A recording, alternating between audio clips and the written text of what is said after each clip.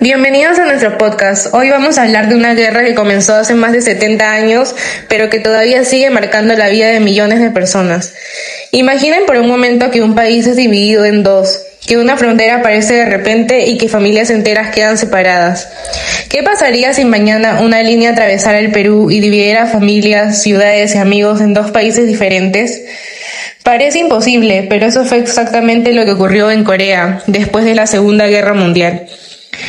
Y aquí surge una pregunta interesante. ¿Estamos hablando de una guerra entre coreanos o del primer gran enfrentamiento entre los dos bloques de la Guerra Fría? Porque detrás de Corea estaban dos gigantes, Estados Unidos y la Unión Soviética. Y lo que ocurrió allí cambió la historia. Para entenderlo mejor, me acompañan. Yo soy Alexandra y les comentaré sobre el desarrollo histórico. Yo soy Macarena y me encargaré del cierre y la reflexión. Yo soy María Fernanda y les explicaré las consecuencias. Y quien les habla es Esmeralda. Desde el Colegio Santa María, en el corazón de Chincha, venimos a resolver todas sus dudas sobre la Guerra de Corea. ¡Qué interesante! ¿Y cómo era la vida de las personas? La historia no empieza en 1950, ¿verdad?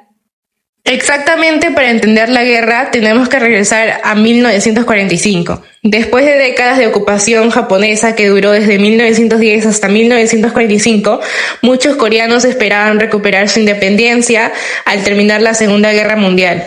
Sin embargo, ocurrió algo inesperado. Corea quedó atrapada en la rivalidad entre Estados Unidos y la Unión Soviética.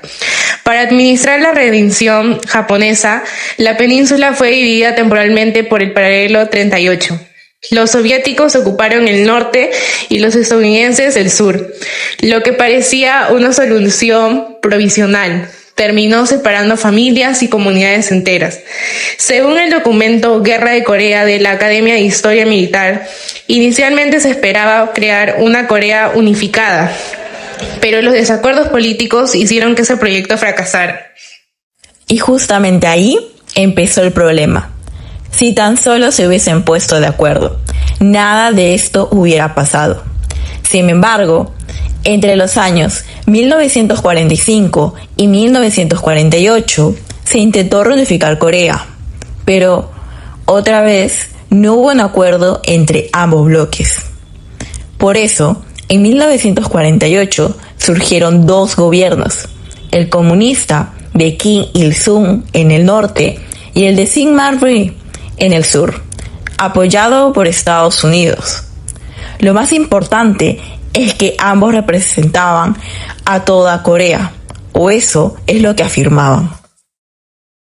No apareció de la nada. Muchos historiadores incluso consideran que fue una especie de guerra civil, porque ambos bandos querían controlar toda la península, pero también fue un conflicto internacional.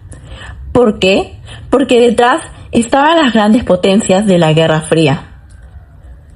Finalmente, el 25 de junio de 1950, Corea del Norte invadió Corea del Sur. Desde la perspectiva estadounidense, esto fue visto como una amenaza para el bloque capitalista, por lo que Harry Truman decidió intervenir. Sin embargo, su objetivo no era iniciar una guerra mundial, sino solamente contener el avance comunista.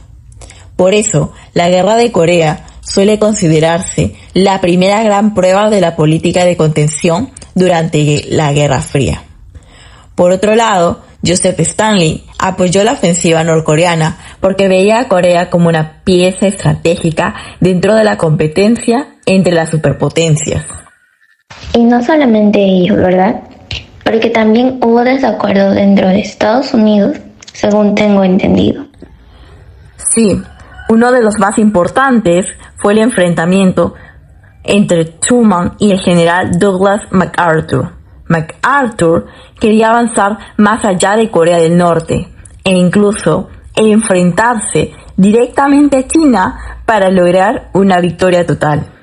Pero Truman pensaba que eso podía desencadenar una guerra mucho más grande.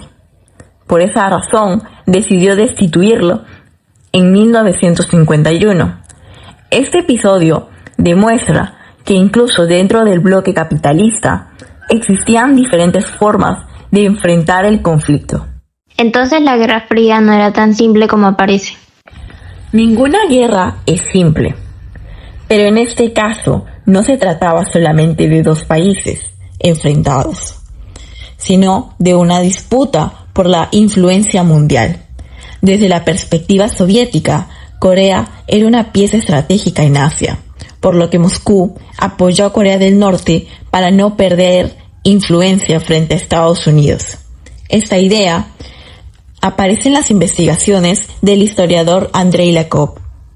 Entonces, al final, cada potencia estaba viendo una guerra diferente, ¿no? Y desde la perspectiva estadounidense, ¿cómo era?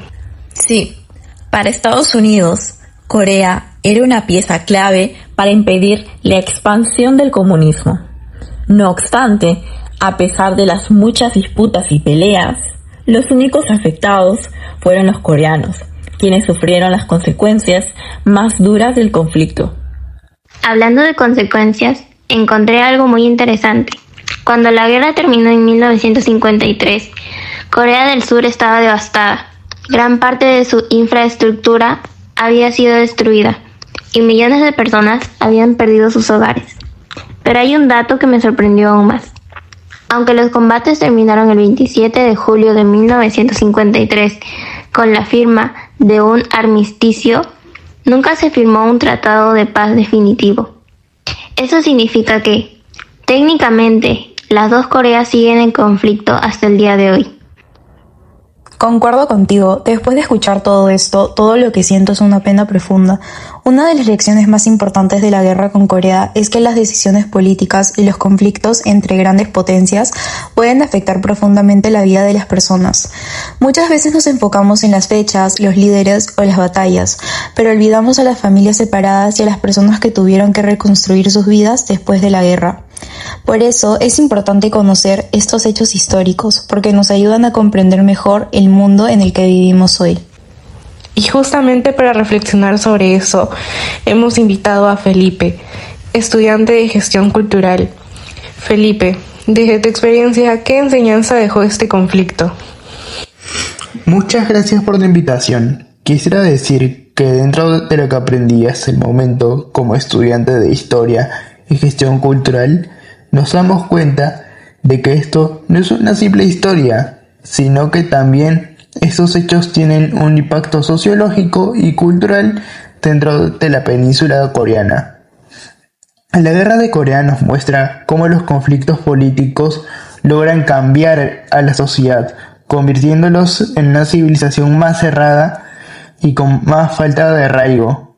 También nos enseña la importancia del diálogo, la cooperación y la búsqueda de cohesión para obtener soluciones pacíficas que eviten que las diferencias ideológicas o políticas terminen afectando a la civilización. Creo que esa es una reflexión muy valiosa. La guerra de Corea comenzó en el contexto de la Guerra Fría, pero sus consecuencias llegaron mucho más allá de ese periodo histórico. De hecho, algo que puede sorprendernos es que aunque los combates terminaron en 1953, nunca se firmó un tratado de paz entre las dos Coreas. Por eso, técnicamente, el conflicto sigue sin resolverse por completo. Más de 70 años después, la península coreana continúa dividida, lo que demuestra que algunos conflictos pueden dejar huellas durante generaciones. Y con esta reflexión llegamos al final de nuestro podcast. Esperamos haber aclarado sus dudas sobre la guerra de Corea, sus causas, sus consecuencias y su relación con la Guerra Fría. Agradecemos especialmente a Felipe por acompañarnos y compartir su experiencia. Y también contamos con la participación de Joy, una alumna de intercambio de Corea. 總之呢場戰爭為我哋帶嚟咗一個好重要嘅教訓。國家之間嘅衝突唔單止影響領土，其實同時都影響緊數百萬人嘅生命。所以韓戰提醒我哋，追求和平同埋對話，對於防止歷史重演至關重要。Ha sido un placer haberles resuelto sus dudas desde aquí, el Colegio Santa María. Muchas gracias por escucharnos y hasta una próxima oportunidad.